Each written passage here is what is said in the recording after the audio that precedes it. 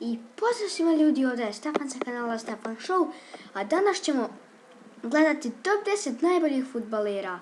Znači evo našao sam ovdje video koji traje 3 minute i 5 sekundi, pa hajde počnemo. David Luiz 10. mjesto.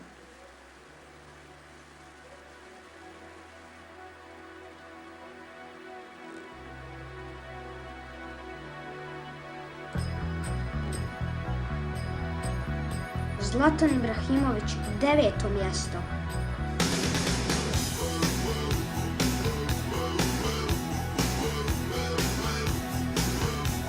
Ja koliko znam Zlatan Ibrahimović bi trebao biti ili 8. ili 7. mjesto. Ronaldinho 8. mjesto.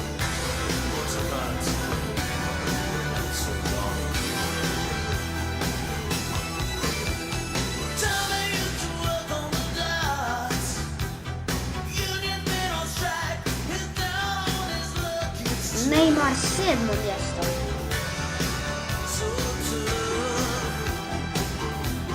Znači Neymar 7. mjesto.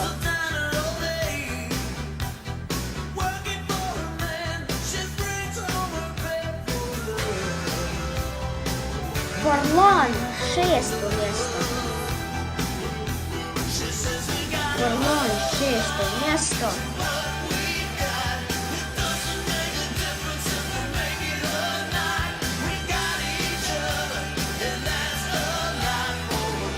Falcao 5. mjesto.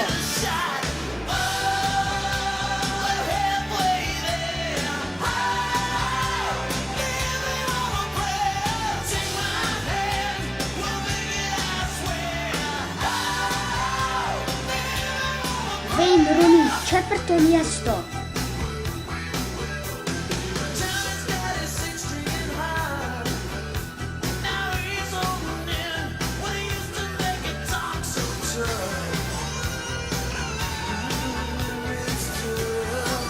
Cristiano Ronaldo 3. mjesto.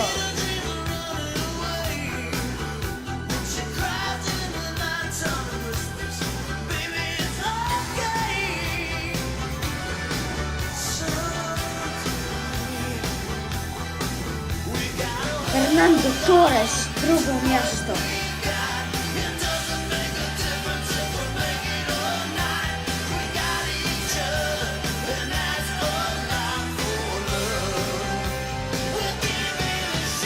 Koje je prvo mjesto, sada ćete vidjeti. Messi, Lionel Messi, 1. mjesto. Evo brzo ću ovaj klip završiti.